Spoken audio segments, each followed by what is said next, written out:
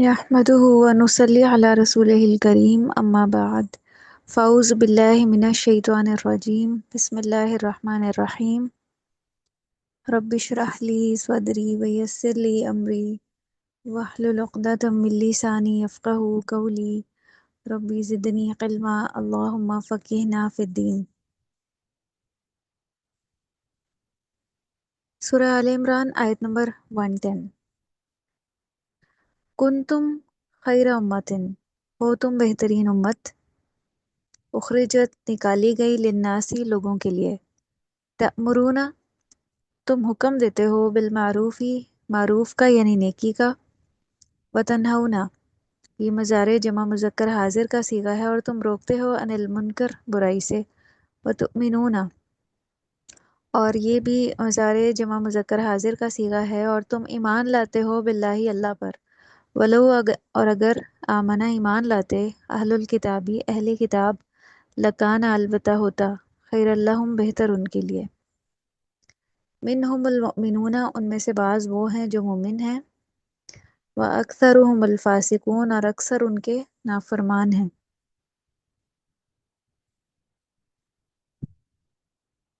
تو بہترین امت کیا کرنے کے لیے نکالی گئی؟ تأمرون بالمعروف وتنہون عن المنکر، نیکی کا حکم دینے اور برائی سے روکنے کے لیے۔ یہاں پہ امت مسلمہ کا فریضہ بتایا جا رہا ہے کہ وہ بہترین امت کس وجہ سے ہے، امر بالمعروف والا کام کرنے کی وجہ سے، نیکی کی طرف بلانے کی وجہ سے، اور وہ اللہ پر ایمان رکھتے ہیں۔ محض کسی مسلمان گھرانے میں پیدا ہونا، اپنا نام مسلمان رکھنے سے یہ بہتری نہیں آ سکتی۔ تو اگر اس امت کو، امت مسلمہ کو ہمیں بہترین امت کہا گیا ہے نا، تو بہت بڑی ذمہ داری بھی ڈالی گئی ہے، اور وہ ذمہ داری کیا ہے کہ ہم لوگوں کو نیکی کا حکم دیں اور انہیں برائی سے روکیں۔ لیکن بڑے افسوس کی بات ہے کہ آج کوئی برائی ایسی نہیں ہے جس میں ہم مبتلا نہ ہوں بحیثیت مسلمان، اور ہم کسی برائی کو برائی ہی نہیں سمجھتے۔ جیسے یہود اور نصارہ، جب ان کی کتاب آنے کے بعد بہت سال گزر گئے تو انہوں نے بھی دین کو اپنی مرضی کے مطابق بنا لیا، جو ان کا دل چاہتا تھا، جو ان کی خواہش ہوتی تھی اسے ہی وہ دین بنا لیتے تھے، کہتے تھے کہ دین تو یہی کہتا ہے، اللہ نے تو یہی فرمایا ہے، اور جس چیز میں ان کی مرضی نہیں ہوتی تھی وہ اس پہ عمل بھی نہیں کرتے تھے، یعنی اپنی مرضی کا دین بنایا ہوا تھا۔ تو آج ہم مسلمان بھی یہی کام کرتے ہیں، جو ہمارا اپنا کرنے پہ کام دل نہیں چاہتا تو ہم دین میں کیا ہے اس کے لیے ایک آسانی کا پہلو یا رخصت کا پہلو نکال لیتے ہیں کہ نہیں، آج کے دور میں تو اس حکم پہ عمل ہی نہیں ہو سکتا، یہ تو نبی صلی اللہ علیہ وسلم کے دور کے لیے تھا۔ تو اس طرح کی کئی باتیں، تو اس کی وجہ یہی ہے ایمان کی کمزوری، جیسے یہاں پہ آیت کے آخر میں بتایا گیا نا کہ تم اللہ پر ایمان لاتے ہو، تو جس کا ایمان کمزور ہو جاتا ہے، اللہ کے آگے جواب دہی کا احساس کمزور ہو جاتا ہے، آخرت کا عقیدہ اس کا کمزور ہو جاتا ہے، تو اس کے اندر ہی یہ بگاڑ پیدا ہوتا ہے۔ تو اس سے یہ پتہ چلتا ہے کہ ہمارا ایک کلوز کنیکشن ہونا چاہیے قرآن کے ساتھ، ہمیں ڈیلی بیسس پہ قرآن سے ریمائنڈرز لینے چاہیے تاکہ ہمارے جو عقائد ہیں وہ درست رہیں، ہم اپنی اصلاح کرتے رہیں، اپنا تزکیہ کرتے رہیں، اپنا جائزہ لیتے رہیں کہ کہیں میرے اندر کوئی ایسی چیز تو نہیں آنا شروع ہو گئی جو اللہ نے منع کیا ہے۔ اور آپ کو پتہ ہے کہ برائی تب تک برائی ہے جب تک ہم اس کو برائی سمجھ رہے ہوتے ہیں، لیکن جب ہم اس کو کرنا شروع کر دیتے ہیں تو وہ کام ہمیں برا نہیں لگتا۔ تجربہ کر کے ہم دیکھ سکتے ہیں کہ کوئی بھی انسان اگر جھوٹ کی عادت بنا لے، ہیبٹ بنا لے، تو ایٹ دی اینڈ جھوٹ میں اس کو کوئی برائی نہیں لگے گی، یا اگر کوئی چوری کی عادت بنا لیتا ہے تو ایک وقت آئے گا کہ وہ چوری کو اپنے لیے حلال سمجھ لے گا کہ اس میں تو کوئی برائی ہے ہی نہیں۔ وَلَوْ آمَنَ أَهْلُ الْكِتَابِ اور اگر اہل کتاب بھی ایمان لے آتے تو یہ بھی ان کے حق میں بہتر ہوتا۔ تو یہاں پہ یہ جو ایمان ہے نا، یہ شعوری ایمان ہے۔ ایک ایمان وہ ہوتا ہے کہ کسی مسلمان گھرانے میں پیدا ہو جانا اور مسلمان کہلانا، اور دوسرا ایمان وہ ہوتا ہے جو شعوری ایمان ہوتا ہے، جس میں انسان اپنے شعور کو بیدار کرتا ہے، اپنے ایمان میں اضافے کے لیے کوشش کرتا ہے، اور اپنا تزکیہ کرتا ہے، تزکیہ نفس کرتا ہے۔ تو ایسے ایمان سے ہی انسان کے عمل میں تبدیلی پیدا ہوتی ہے۔ تو پچھلی امتوں کا بھی یہ حال رہا ہے کہ ان کے قول اور فعل میں تضاد تھا۔ جیسے علامہ اقبال کا بھی ایک شعر ہے کہ تم وہ مسلمان جنہیں دیکھ کر شرمائیں یہود، کہ آج کے مسلمان بھی یہود اور نصارہ سے کچھ مختلف نہیں ہیں۔ اگر وہ سود کا کام کرتے ہیں تو ہم بھی آج مسلمان سود کا کام کرتے ہیں، اسی طرح باقی برائیاں بھی۔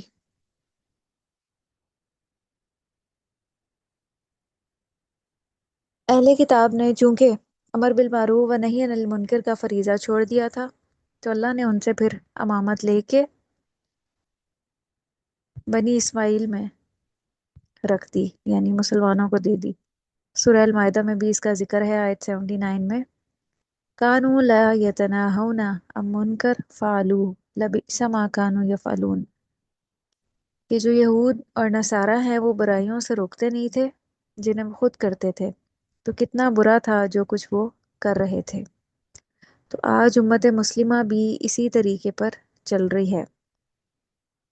منہم المؤمنون، ان میں سے بعض وہ ہیں جو مومن ہیں، وَأَكْثَرُهُمُ الْفَاسِقُونَ، اور اکثر ان کے نافرمان ہیں۔ تو ان میں بھی، اہل کتاب میں بھی کچھ مومن ہیں اور اکثر جو ہیں وہ فاسق ہیں۔ یہاں مومنون کس کو کہا جا رہا ہے؟ جو اپنے فرائض ادا کرنے والے ہوں وہ مومن ہیں، اور فاسق کون ہے؟ جو اپنی ذمہ داریوں سے نکل بھاگیں۔ اسے آپ نوٹ کر لیں، مومن کے اوپر لکھ لیجئے، مومن وہ ہیں جو اپنے فرائض ادا کرنے والے ہوں۔ فرائض میں حقوق اللہ بھی آ جاتے ہیں، نماز، روزہ، زکوٰۃ، حج، اور اس کے علاوہ یہ جو امر بالمعروف و نہی عن المنکر ہے، یہ حقوق العباد میں سے ہے۔ یہ بندوں کا حق ہے کہ انہیں نیکی کا حکم دیا جائے اور برائی سے روکا جائے۔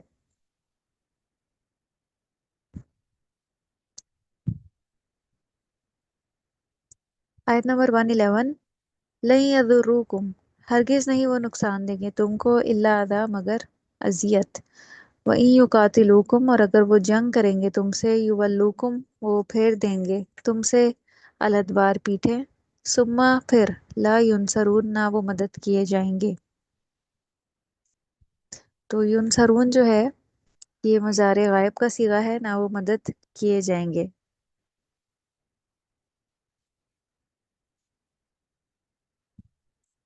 یہاں پہ اذیت سے مراد زبانی کلامی باتیں ہیں۔ اس کے علاوہ جو ہے یہ یہود نقصان نہیں دے سکتے۔ اذن ہلکی تکلیف کو کہتے ہیں،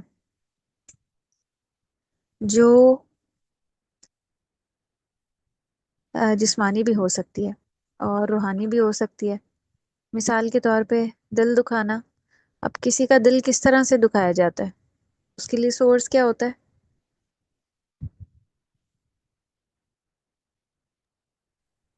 جو بات اسے بری لگے۔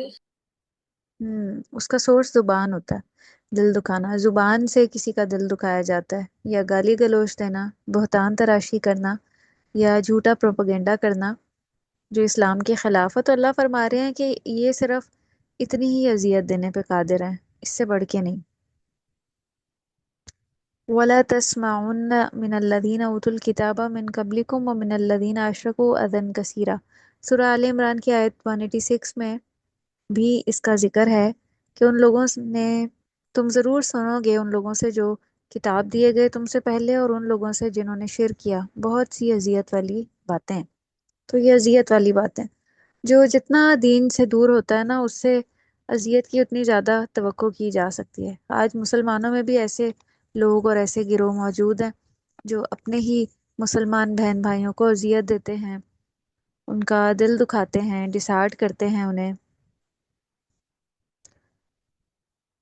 اور جھوٹی باتیں ان کی طرف منسوب کرتے ہیں، چگلی کرتے ہیں، کسی بھی طرح سے دکھ دینا مراد ہو سکتا ہے، اور ایسا انسان کبھی بھی اللہ کا پسندیدہ نہیں بن سکتا۔ دنیا میں ہو سکتا ہے وہ کچھ وقتی فوائد حاصل کر لے اپنے اس کام کے سبب، کچھ فائدہ حاصل کرنے کی وجہ سے اگر وہ اس طرح کا طرز عمل اپناتا ہے، لیکن آخرت میں وہ خیر سے خالی ہوگا، اللہ کی رضامندی سے خالی ہوگا، بلند درجات سے خالی ہوگا۔ اور اگلا یہ بتایا گیا کہ اگر وہ جنگ کریں تم سے تو وہ منہ موڑ جائیں تم سے اور پھر مدد نہ دیے جائیں گے۔ یہ آیت بنیادی طور پہ مدینہ کے اس پس منظر میں نازل ہوئی جب مسلمانوں کا اہل کتاب کے ساتھ واسطہ تھا، اور مسلمان جو ہیں، جو حقیقی مسلمان تھے، قربانی دینے والے، انہیں کہا جا رہا ہے کہ تم اہل کتاب کی باتوں پہ دل برداشتہ نہ ہونا، یعنی پریشان نہ ہونا یا ڈسہارٹ نہ ہونا۔ یہ ہر اس شخص کی نفسیات ہوتی ہے کہ جو دنیا میں ناکامی کا شکار ہو۔ تو اگر ان کا میدان جنگ میں تم سے مقابلہ ہو تو وہ تمہارے سامنے نہیں رہ سکتے۔ جب مسلمانوں کا ایمان سچا تھا تو یہود ان کے مقابل ٹھہر نہیں سکتے تھے، کیونکہ مسلمانوں کو ایک اللہ کی مدد حاصل تھی۔ جنگ بدر میں آپ دیکھ لیں، 313 مسلمان 1000 کے مقابلے میں کافی ہو گئے لڑائی کے لیے۔ کیوں؟ کیونکہ اللہ تعالیٰ نے ان کی مدد کی۔ بہت سے اسباب آپ نے بھی پڑھے ہوئے ہوں گے اور ہم نے پیچھے بھی پڑھے تھے۔ تو ایک جو سچا مسلمان ہوتا ہے نا، جس کا ایمان سچا ہوتا ہے، اللہ تعالیٰ اس کے معاملات درست کر دیتے ہیں، اس کے ایمان کے سبب اس کے کام سنوار دیتے ہیں۔ تو جس کا جتنا جتنا ایمان مضبوط ہوتا ہے، جتنا جتنا اللہ کی ذات پہ بھروسہ اور توکل ہوتا ہے، اتنی ہی اللہ کی مدد اس کے لیے آتی ہے۔ تو اللہ فرما رہے ہیں اور ایک طرح سے تسلی دے رہے ہیں کہ اگر کچھ لوگ راستے میں رکاوٹ بھی پیدا کریں، دل دکھائیں یا کوئی تکلیف دیں جسمانی یا روحانی، اس پہ پریشان نہیں ہونا چاہیے۔ بالآخر دیکھیں کہ جو یہود ہیں ان کا اینڈ رزلٹ کیا ہوا کہ انہیں مدینہ سے نکلنا پڑا۔ جب اسلام کو عروج حاصل ہوا تو ان کو مدینہ سے نکال دیا گیا تھا۔ خیبر فتح ہوا تو وہاں سے بھی انہیں نکلنا پڑا۔ جب روم فتح ہوا تو شام میں عیسائیوں کو مسلمانوں کے ہاتھوں شکست کا سامنا کرنا پڑا۔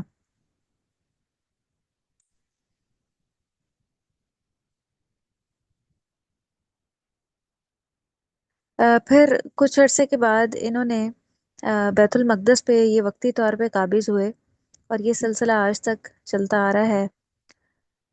لیکن مسلمان جب جب بھی ان میں ایمان پیدا ہوا، جیسے صلاح الدین ایوبی کے ہاتھوں اللہ نے دوبارہ مسلمانوں کو فتح عطا کی تھی، لیکن اب آپ کو کیا وجہ سمجھ میں آتی ہے کہ مسلمان بیت المقدس کو دوبارہ سے فتح کیوں نہیں کر پا رہے؟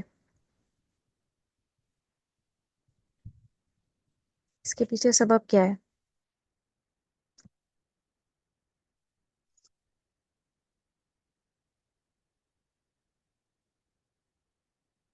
کیا ریزن آپ کو سمجھ میں آتی ہے؟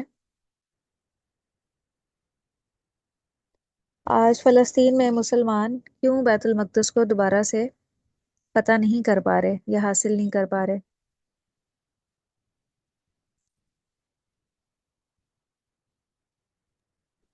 کیونکہ اس پر قبضہ ہوا ہے اور وہ ان کا اوپوننٹ اسٹرانگ ہے، اس لیے۔ اپوزٹ اسٹرانگ ہے؟ کس لحاظ سے اسٹرانگ ہے؟ مسلمانوں میں کیا کمی ہے؟ جنگ بدر میں بھی اپوزٹ اسٹرانگ ہی تھا، لیکن مسلمانوں کو کیا، کس چیز نے جو ہے وہ فتح نصیب کی تھی؟ ان کے آ، اللہ پر بھروسے سے اور ان کے جذبے۔ ان کے سچے ایمان سے۔ تو آج جو ہے نا، مسلمانوں میں وہ ایمان نہیں رہا۔ ایمان کی کمزوری اور برائیوں میں مبتلا ہونے کی وجہ سے دوبارہ مسلمانوں کے ہاتھوں سے بیت المقدس نکل گیا ہے، اور نہ صرف بیت المقدس نکل گیا ہے بلکہ انہیں ہر جگہ ذلت اور رسوائی کا سامنا ہے۔ غیر مسلم جو اقوام ہیں ان کے سامنے بھی ان کی ویلیو جو ہے وہ کم ہے۔ تو اس کی وجہ مسلمانوں کے ایمان میں کمزوری ہے آج۔ آیت نمبر 112، ضربت علیہم الذلہ، ماری گئی ان پر ذلت۔ اینما ثقفو جہاں کہیں وہ پائے گئے، الا مگر بحبل من اللہ ساتھ رسی کے اللہ سے، وحبل من الناس اور رسی لوگوں سے، وباءوا اور وہ لوٹے بغضب ساتھ غضب کے، من اللہ اللہ کی طرف سے، وضربت اور ماری گئی علیہم ان پر، المسکنہ محتاجی، ذالک یہ بھی انہم بوجہ اس کے کہ بے شک وہ کانو وہ تھے، یکفرونا کفر کرتے، بھی آیات اللہ اللہ کی آیات کا، وہ یقتلون اور قتل کرتے الانبیاء نبیوں کو بغیر حق نہ حق، ذالک یہ بما بوجہ اس کے جو اسو انہوں نے نافرمانی کی، وہ کانو اور تھے وہ یعتدون حد سے بڑھ جاتے۔ تو یہاں پہ انہی کی بات ہو رہی ہے اہل کتاب کی۔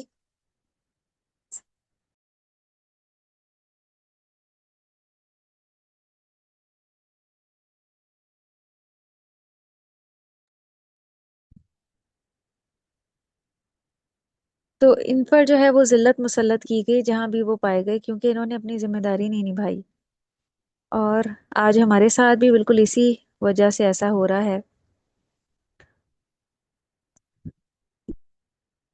یہاں پہ ثقفو کا جو ورڈ ہے اس کا معنی یہ ہوتا ہے کہ کسی چیز کو پانے میں مہارت سے کام لینا۔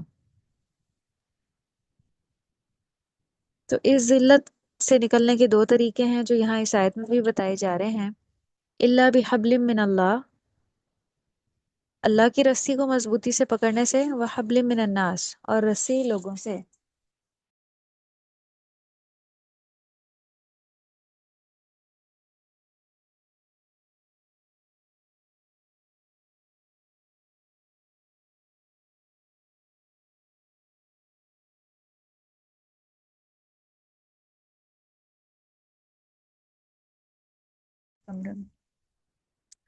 ہاں جی، یعنی اگر یہ اہل کتاب اللہ کے ساتھ وہ تعلق قائم کریں، ایمان لے آئیں، اور دوسرا لوگوں کی پناہ انہیں حاصل ہو جائے، تو پھر یہ اس ذلت سے نکل سکتا ہے۔ اور وضربت علیہم المسکنہ، اوپر ضربت علیہم الذلہ کی بات ہوئی کہ ان پر ذلت مسلط کر دی گئی، اور دوسرا ان پہ محتاجی مسلط کر دی گئی، یعنی وہ اللہ کے غضب کے ساتھ پلٹے۔ اور اس کی وجہ کیا بتائی جا رہی ہے؟ بِأَنَّهُمْ كَانُوا يَكْفُرُونَ بِآيَاتِ اللَّهِ، کہ وہ اللہ کی آیات کے ساتھ کفر کرتے تھے، ان کا انکار کرتے تھے، ان کو مانتے نہیں تھے۔ وَيَقْتُلُونَ الْأَنْبِيَاءَ بِغَيْرِ حق، اور نبیوں کو ناحق قتل کر دیتے تھے۔ اور تیسری وجہ ذَلِكَ بِمَا عَصَوا وَكَانُوا يَعْتَدُونَ، اور بوجہ اس کے کہ انہوں نے نافرمانی کی اور تھے وہ حد سے بڑھتے۔ 8ویں صدی میں ان کے اوپر ایک حملہ ہوا تھا جس سے ان کی ساری شمالی ریاست تباہ ہو گئی تھی، اور ان کا ملک جو ہے وہ 2 حصوں میں بٹ گیا تھا۔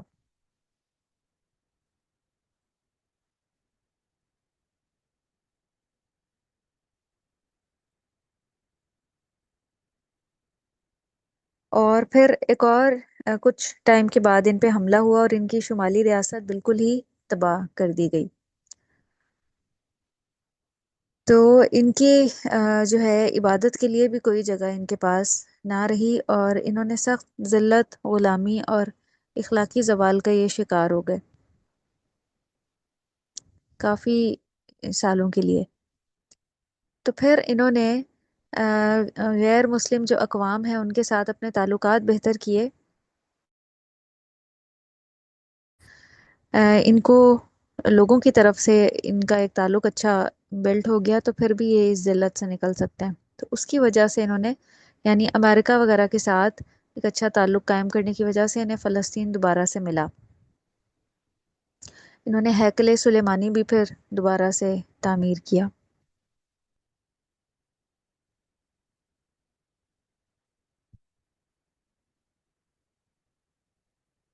آج بھی اگر یہ وہاں پہ فلسطین میں اپنی کچھ ریاست قائم کیے ہوئے ہیں نا، تو لوگوں کی مدد کی وجہ سے، جیسے امریکہ ہے، اور بھی کچھ لوگ جو ان کو ہیلپ آؤٹ کر رہے ہیں، اس کی وجہ سے انہوں نے اپنی تھوڑی سی ریاست قائم کی ہوئی ہے۔ تو مسلمان تو یہ نہ ہوئے، اللہ کی رسی کو تو انہوں نے نہ تھاما، لیکن لوگوں کے ساتھ انہوں نے تعلقات مضبوط کیے۔ تو اب بھی جو ریاست انہوں نے بنا رکھی ہے وہ امریکہ کی سرپرستی پر ہی انہیں حاصل ہے۔ اب بھی اگر امریکہ کی سرپرستی ختم ہو جائے تو یہ سروائیو نہیں کر سکتے۔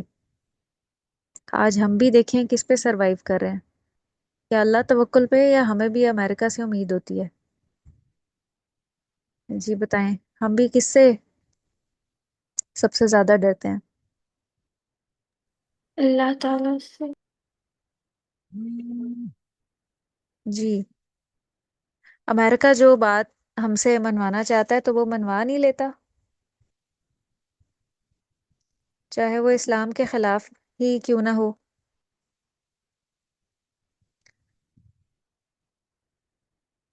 ہم، جی بالکل ایسا ہی ہے۔ تو یہی طرز عمل بنی اسرائیل کا بھی تھا، اور یہ اللہ کی نافرمانی میں کرنے میں حد سے بڑھنے والے تھے۔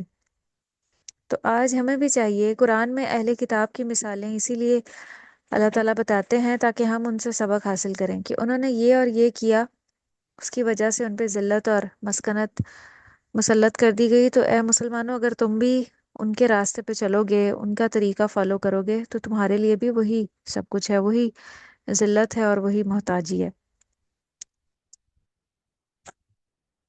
تو ہمیں بھی چاہیے کہ ہم اس کتاب پہ یعنی قرآن پہ عمل کریں، اپنے قول اور فعل کے تضاد کو ختم کریں، صبر اور تقوی سے کام لیں، تبھی ہمیں دنیا میں عزت مل سکتی ہے۔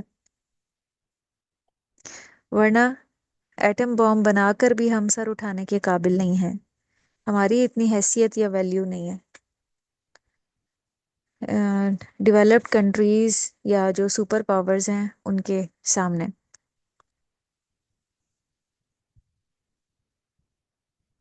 آیت 113، لیسو سوا، نہیں ہیں وہ سب برابر۔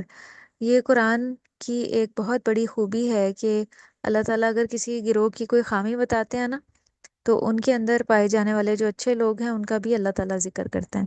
نہیں ہیں وہ سب برابر، من اہل الکتابی، اہل کتاب میں سے، امتن ایک جماعت ہے، قائمتن جو قائم ہے، یتلونا وہ تلاوت کرتے ہیں، آیات اللہ اللہ کی آیات کی، آنا لیلی رات کی گھڑیوں میں، وہم یسجدون اور وہ سجدہ کرتے ہیں۔ تو اہل کتاب میں سے کون ہے جو ایمان لے کر آئے تھے؟ کچھ لوگوں کے نام ہمیں ملتے ہیں، جیسے عبداللہ بن سلام ہیں، اسد بن عبید ہیں، اسید بن ساریہ ہیں، یہ سب کے سب حق پر قائم تھے۔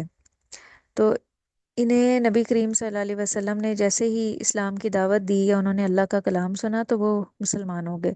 تو وہ اللہ کی آیات پڑھتے ہیں رات کی گھڑیوں میں، یعنی جب وہ مسلمان ہو گئے تو وہ رات کی گھڑیوں میں قرآن کی تلاوت کرتے تھے۔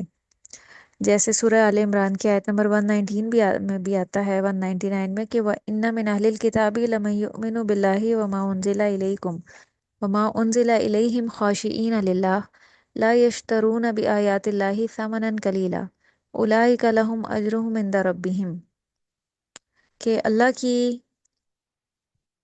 آیات پڑھنا نہ صرف دن میں بلکہ رات میں بھی، وَهُمْ يَسْجُدُونَ اور وہ سجدہ کرتے ہیں، یعنی عشاء اور فجر کی نماز اور تہجد کی نماز کی طرف بھی اشارہ ہے، جیسا کہ نبی کریم صلی اللہ علیہ وسلم بھی لمبی قرات کرتے ہوتے تھے۔ تو یہاں پہ قائمتن سے مراد تہجد بھی ہے، تہجد کی نماز پڑھنا، اور علم کا پڑھنا پڑھانا بھی مراد ہے۔ کہ یتلون آیات اللہ، وہ نہ صرف قرآن کی تلاوت کرتے ہیں بس، بلکہ اس کو خود بھی سیکھتے ہیں اور دوسروں کو بھی سکھاتے ہیں، اور کثرت سے سجدہ کرنے والے ہیں۔ تو بس جو بھی اللہ پہ سچے دل سے ایمان لے آتا ہے اس کے اندر یہ کوالٹیز پیدا ہو جاتی ہیں، اس کا ایمان اس سے یہ تمام کام کروا لیتا ہے۔ ایک سچا ایمان ہی ایک انسان کو بعمل بناتا ہے اور اس کے عمل کو خوبصورت بناتا ہے، کیونکہ شعوری ایمان دل میں اللہ کی محبت پیدا کرتا ہے۔ اللہ کی محبت، اللہ کے ساتھ جو تعلق ہے، جو یہاں پہ بحبل من اللہ کی صورت میں بتایا جا رہا ہے، وہ اسٹرانگ ہوتا ہے۔ تو جتنا وہ تعلق اسٹرانگ ہوتا ہے اتنے ہی اعمال میں بہتری آتی ہے۔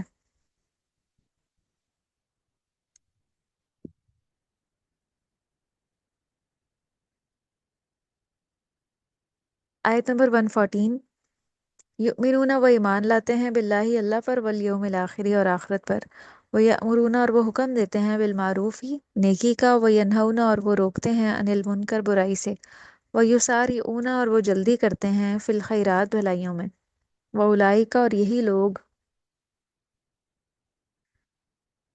من الصالحین، صالحین میں سے ہیں۔ یہاں پہ ان کی کچھ کوالٹیز بتائی جا رہی ہیں، اہل کتاب میں سے جو لوگ ایمان لے کر آئے، کہ وہ اللہ پر ایمان لاتے ہیں، آخرت پر ایمان لاتے ہیں، نیکی کا حکم دیتے ہیں، اور خیر کے کاموں میں دوڑ دھوپ کرتے ہیں، جلدی کرتے ہیں، بھاگ بھاگ کے کرتے ہیں۔ تو ہمارا حال کیا ہے؟ کیا ہم بھی نیکی کے کاموں کو بھاگ بھاگ کے کرتے ہیں؟ جیسے ہی اذان ہوتی ہے ہم سارے کام اپنے چھوڑ کے پہلے نماز پڑھتے ہیں، یا اور بھی نیکی کا جو کام ہمیں میسر آئے تو کیا ہم اس کو فوراً کرتے ہیں بھاگ کے؟ یہ ساری اونا میں بھاگنے کا اور جلدی کرنے کا مفہوم ہے۔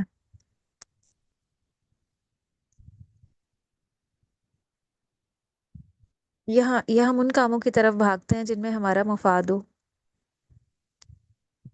دونوں میں سے کون سے کام ہم بھاگ بھاگ کے کرتے ہیں؟ جس میں ہمارا مفاد ہو۔ جس میں ہمارا مفاد ہو وہ کام ہم بھاگ بھاگ کے کرتے ہیں، وہاں تو ہم خوب دوڑ لگاتے ہیں، اور جہاں نیکی کا کام ہو وہاں ہم سست پڑ جاتے ہیں۔ تو جو یساریون فی الخیرات کی کوالٹی ہے، نیکیوں میں جلدی کرنا، بھلائی کے کاموں میں رغبت کرنا، وہ صالحین کی علامت ہے۔ جو اللہ کے صالح اور نیک بندے ہوتے ہیں وہ نیک کاموں میں رغبت کرتے ہیں اور جلدی کرتے ہیں۔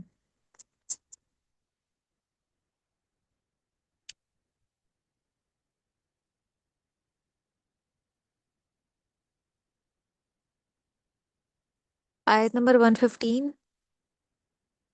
وما یفعلوا، اور جو بھی کریں گے وہ، من خیرن، بھلائی میں سے، نیکی میں سے، فلن یکفرو، تو وہ ناشکری نہیں کیے جائیں گے، واللہ، اور اللہ، علیم، جاننے والا ہے، بالمتقین، تقوی والوں کو۔ تو جو بھی وہ بھلائی کریں گے یا نیکی کریں گے، اللہ تعالیٰ اس کی ناقدری نہیں کریں گے، اور اللہ تعالیٰ تقوی والوں کو خوب جانتے ہیں۔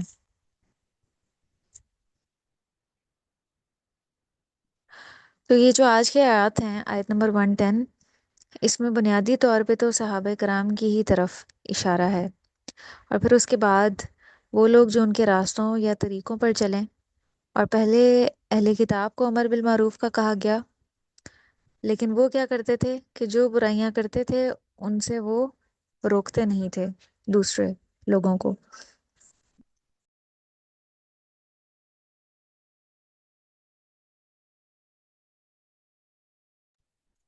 پھر آگے بتایا گیا کہ منہم المؤمنون، کہ ان میں سے بھی کچھ مومن ہیں۔ تو آج مسلمانوں میں بھی اکثریت جو ہے نا وہ نافرمانوں کی ہے۔ تو جب تک اکثریت نیکی کی طرف نہیں ہوں گے نا تو مدد کیسے آئے گی اللہ تعالیٰ کی؟ اللہ کی مدد تبھی آئے گی جب اکثریت مسلمان شعوری ایمان والے بن جائیں گے اور بعمل مسلمان بن جائیں گے۔ اکثریت کو یہ ذمہ داری ادا کرنی ہوگی امر بالمعروف و نہی عن المنکر کی۔ اور آیت نمبر 11 میں اگر ہم دیکھیں، اہل کتاب کی بات ہو رہی تھی نا کہ وہ اذیت صرف اذن، وقتی اذیت ہی دے سکتے ہیں۔ تو اگر آج ہم مسلمانوں کو دیکھیں کہ مسلمان کیوں پسپا ہو رہے ہیں، تو ہم بھی بس نام کے مسلمان رہ گئے، ہم نے وہ ذمہ داری قبول ہی نہیں کی جو اللہ تعالیٰ نے ہمارے اوپر ڈالی۔ آیت 112 میں مسلمانوں کو خیرہ امتن کہہ کر اہل کتاب کے تمام حالات بتائے گئے ہیں کہ ان پر ذلت کیوں مسلط کی گئی، تاکہ مسلمان ان کے راستے پہ نہ چلیں۔ اور آیت نمبر 113 میں رات کی گھڑیوں کا ذکر کیوں ہے؟ کیونکہ کوئی بھی کام جو صرف دن کو کیا جائے نا وہ ادھورا ہوتا ہے۔ آپ نے کبھی ایکسپیرینس کر کے دیکھا ہے کہ اگر آپ کے پیپرز وغیرہ ہوں اور وہ تیاری جو آپ دن میں کریں اور وہ جو آپ رات کو اٹھ کے کریں، دونوں میں زمین آسمان کا فرق ہوتا ہے. جی آپ نے کبھی ایکسپیرینس کی یہ چیز؟ جی جی کمپیریزن کر کے 2-3 پوائنٹس میں بتائیں کہ کیا فرق ہوتا ہے دن کو تیاری کرنے میں اور رات کو تیاری کرنے میں. ہاں، دن کو انسان زیادہ ایکٹیو ہوتا ہے اور رات کو نیند بھی آ رہی ہوتی ہے اور اتنی اچھی تیاری بھی نہیں ہوتی. نہیں یعنی آپ کے کہنے کا مطلب ہے کہ دن کے وقت زیادہ اچھی تیاری ہوتی ہے بنسبت رات کے.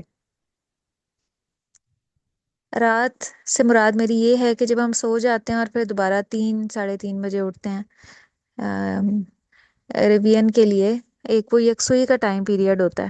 یہاں پہ جی آیت نمبر 113 میں رات کی گھڑیوں کا ذکر ہے نا، کہ وہ رات کو اٹھ کے تلاوت کرتے ہیں.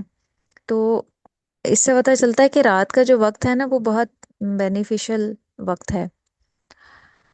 اس میں ہمارا جو مائنڈ ہے وہ فریش ہوتا ہے، زیادہ فریش ہوتا ہے، اور ڈسٹریکشنز بھی نہیں ہوتی. تو وہ میں آپ سے پوچھ رہی ہوں کہ آپ نے کبھی ایکسپیرینس کی یہ چیز کہ جب آپ کچھ یاد کرنا چاہتی ہیں تو اس وقت میں زیادہ بہتر یاد ہوتا ہے جو یکسوئی کا ٹائم پیریڈ ہوتا ہے، یا دن کے وقت جب ارد گرد ہمارے لوگ بھی پھر رہے ہوتے ہیں، یا کئی بار کچھ گیسٹ آ جاتے ہیں، کوئی کال بیل یا کچھ اور، تو کس وقت میں زیادہ اچھا یاد ہوتا ہے؟ اور رات کے وقت میں، کیونکہ اس ٹائم ہوں خاموشی ہوتی ہے. اس وقت خاموشی ہوتی ہے، تو کوئی بھی کام جو صرف دن کو کیا جائے نا وہ ادھورا ہے. اگر ہم دن کے وقت پیپر کی تیاری کر بھی لیں تو وہ سیٹسفیکشن نہیں ہوتی جو ہم رات کو دوبارہ اٹھ کے اس کو ریوائز کرتے ہیں، کیونکہ اس وقت بہت ایک ہم فوکسڈ ہوتے ہیں. اور اس وقت میں اللہ تعالیٰ نے ایک یکسوئی رکھی ہے کہ رات کو اٹھ کے انسان جو کام کرتا ہے نا وہ اس میں جو ہے وہ بہت ہی پرفیکشن آ جاتی ہے. اسی لیے نبی صلی اللہ علیہ وسلم نے دعا بھی کی ہے کہ اللہ میری امت کے لیے جو صبح کا وقت ہے، فجر کا وقت، اس میں برکت رکھ دیں. تو اس وقت میں ایک خاص برکت ہے جو پورے دن میں اویلیبل نہیں ہوتی. تو دن کو کیا جانے والا کام جو ہے وہ ادھورا ہے جب تک رات کی کچھ گھڑیوں کو ساتھ شامل نہ کیا جائے. اور رات کی نمازوں میں بھی قرآن پڑھنے کا ذکر کیا جا رہا ہے. جس کی اپنے اندر خیر ہوتی ہے وہ دن نہیں رات کو بھی اللہ کی آیات کی تلاوت کرے گا. پھر آیت نمبر 114 میں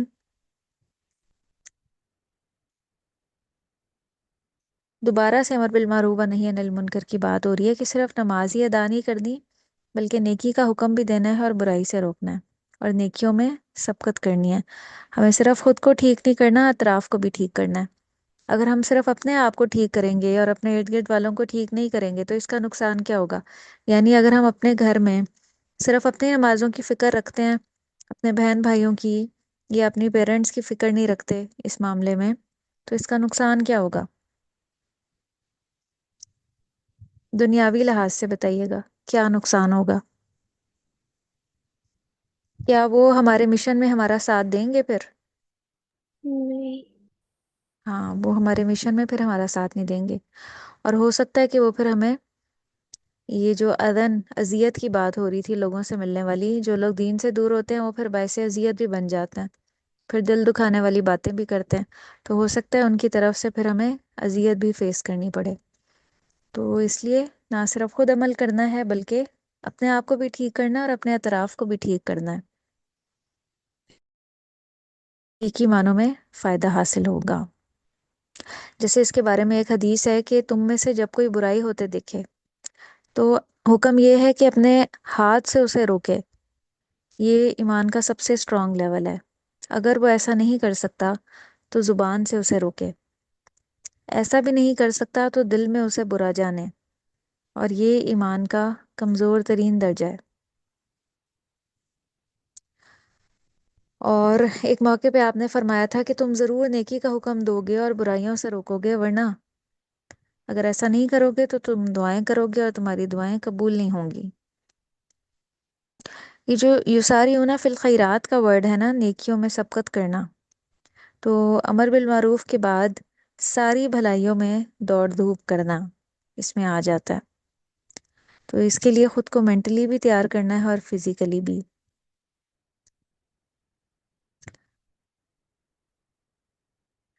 अच्छा, अगर सुस्त और निकम्मे लोगों को दौड़ना पड़े तो क्या वो दौड़ सकते हैं? दौड़ वही लगा सकता है जिसको आम रूटीन में भी दौड़ने की आदत हो।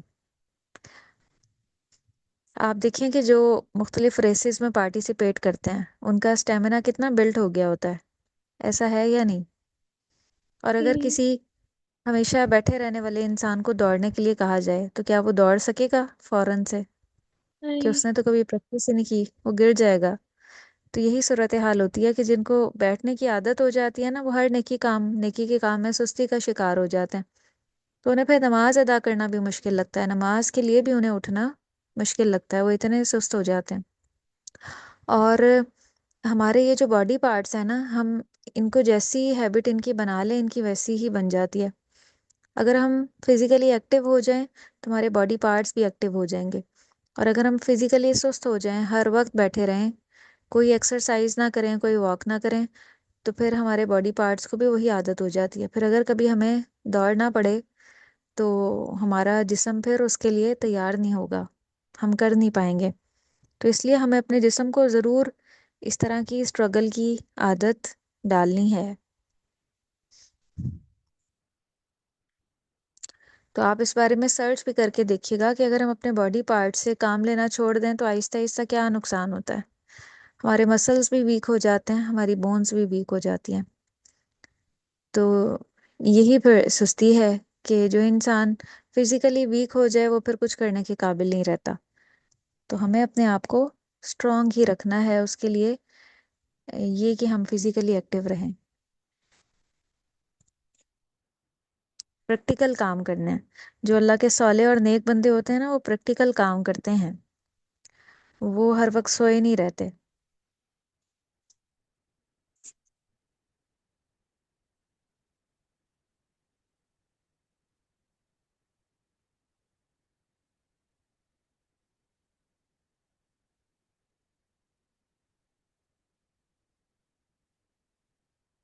आज की आयत में से मैं आपसे कुछ क्वेश्चंस पूछती हूँ।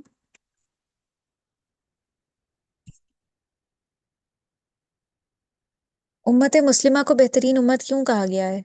आयत नंबर 110। क्योंकि वो अच्छे कामों का हुक्म करती है और बुरे कामों से रोकती है। अमल बिल मारूफ और नही। और अगली क्वालिटी?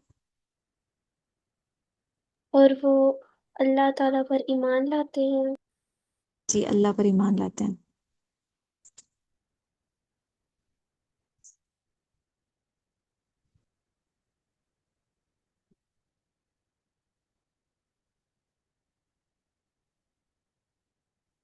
बुराई रोकने के बारे में जो हदीस है वो सुनाए, बुराई से किस तरह रोकना चाहिए?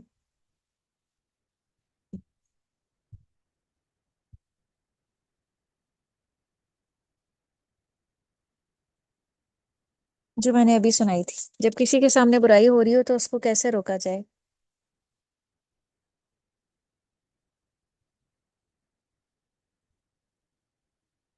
जी, बुराई को रोकने के तीन पहले स्टेप्स हैं। कहकर रोका जाए। नहीं, पहले हाथ से, यानी हाथ से उसको बुराई से रोक दिया जाए।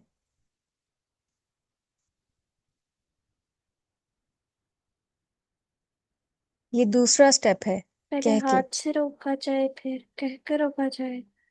हाँ जी।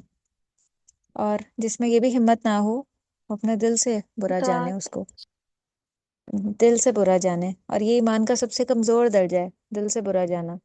और जो दिल से भी बुरा ना जाने उस बुराई को, तो इसका मतलब है कि उसके अंदर तो ईमान ही नहीं है।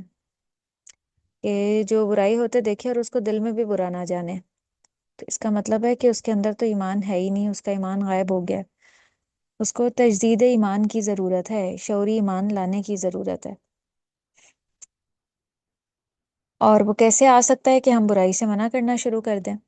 तो आहिस्ता आहिस्ता हमारे अंदर वो ईमान की कैफियत पैदा होना शुरू हो जाएगी।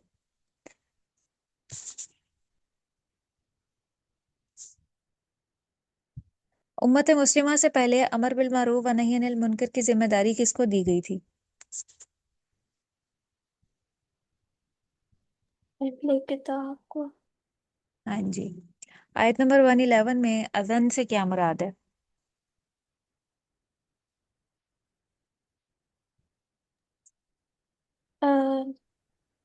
जुबानी या कलामी बातें।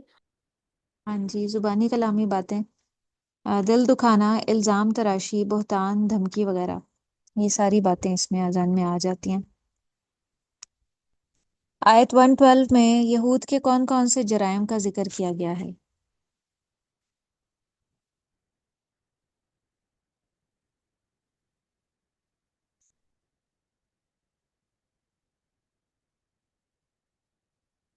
उन्होंने अल्लाह की आयतों के साथ कुफर किया, वो कत्ल करते थे नबियों को, जी।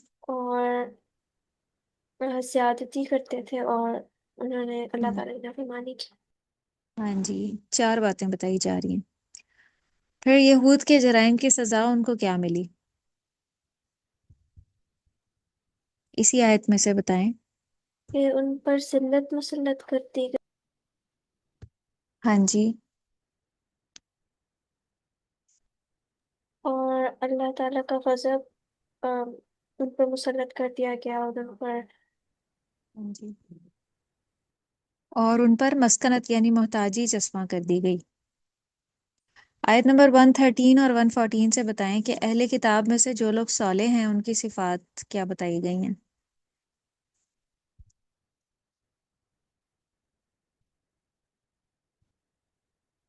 सबसे पहली क्वालिटी, वो रात की घड़ियों में अल्लाह ताला की आयत की तिलावत करते हैं। सेकंड क्वालिटी है, सबसे बड़ी है उम्मतुन काइमतुन, वो एक हक पर जमात जो कायम है, कायम है हक पर। हाँ जी। और वो सजदा करते हैं, ये तीसरी हो गई।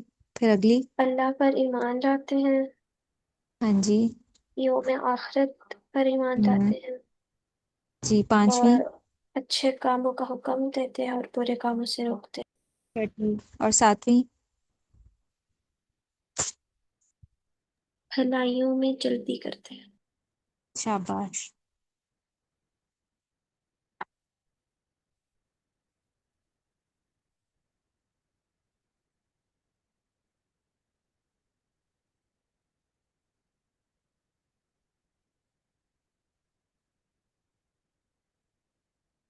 बारकल्लाहु फीक।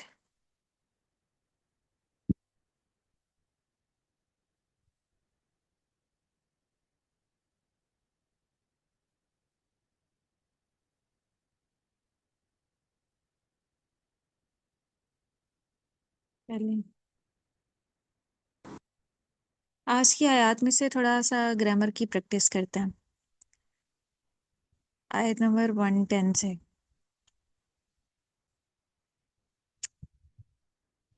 उम्मतिन का बताएं कि ये नकरा है या मारफा है?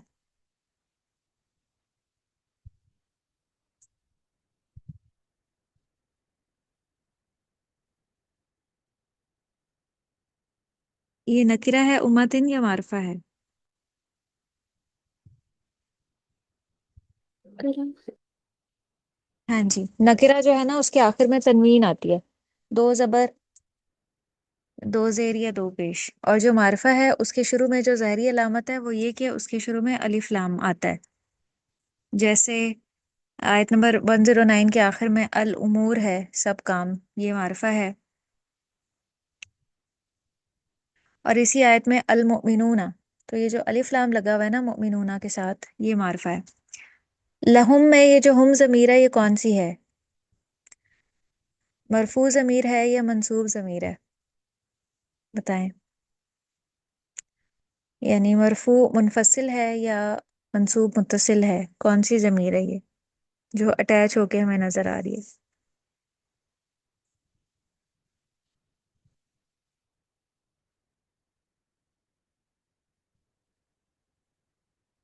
जी, दो तरह के ज़माइर थे ना, एक तो मुनफसिला थे जो फासले पे नजर आते हैं, हुआ हुमा हुम, हिया हुमा हुन्ना, अंता अंतुमा अंतुम, अंती अंतुमा अंतुन्ना, अना और नहनु। और दूसरे मंसूब मुत्तसिल जो जुड़े हुए नजर आते हैं, जैसे हु हुमा हुम, हा हुमा हुन्ना, का कुमा कुम, की कुमा कुन्ना, या और ना। तो ये हम कौन सा है? वालिद ने रखा वाला। नहीं, रफा वाला तो अलग से नजर आता है। अगर हम कहीं अलग से लिखा हो ना उसके साथ کچھ بھی اور نہ ہو، اضافی کوئی حرف نہ ہو، تو ہم کہیں گے یہ حالت رفع والا ہے. لیکن یہ اٹیچ ہو کے آیا ہے لام زبر لا کے ساتھ، تو یہ منصوب ضمیر ہے، اٹیچ والی.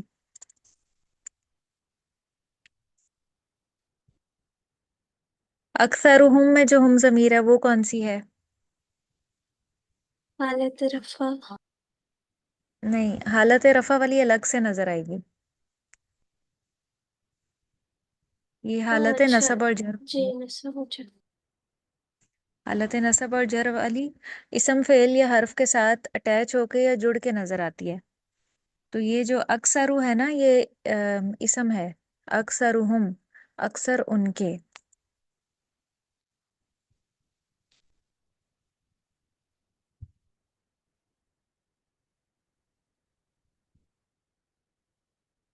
علیہم میں ہم ضمیر کون سی ہے؟ حالت رفع والی یا نصب اور جر والی؟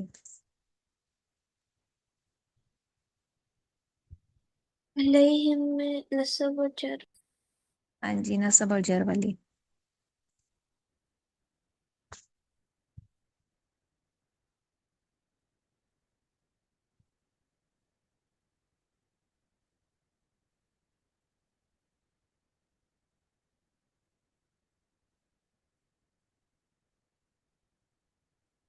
یہ جو آیت نمبر 113 میں وہم یسجدون ہے، یہ ہم ضمیر کون سی ہے؟ حالت رفع. ہاں، حالت رفع والی. امتن قائمتن مذکر ہے یا مؤنث ہے؟ مؤنث. مؤنث ہے. تو عربی زبان میں جو اسم تائے مربوطہ کے ساتھ آتا ہے نا، وہ مؤنث ہوتا ہے. تو عربی میں امت کا ورڈ مؤنث ہے، اسی لیے جو اس کی صفت آئی ہے، کوالٹی آئی ہے، وہ بھی مؤنث آئی ہے. قائمن نہیں آیا بلکہ قائمتن آیا ہے امتن کی وجہ سے.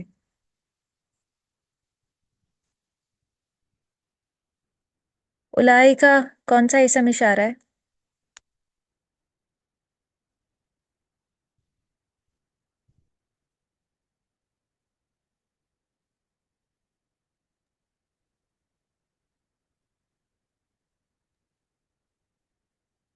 جی، الائی کا کون سا اسم اشارہ ہے؟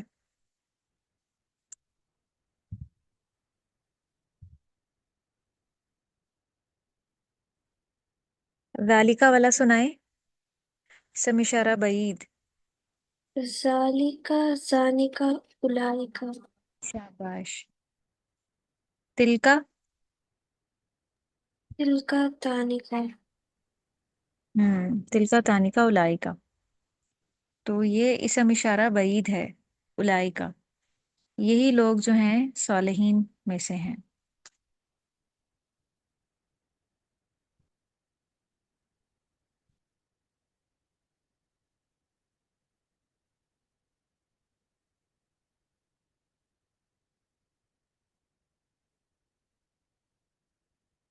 چلیں، بارک اللہ فیک. وآخر دعوانا ان الحمد للہ رب العالمین. سبحانک اللہم و بحمدک، نشہد ان لا الہ الا انت، نستغفرک ونتوب الیک. والسلام علیکم ورحمۃ اللہ وبرکاتہ. وعلیکم السلام.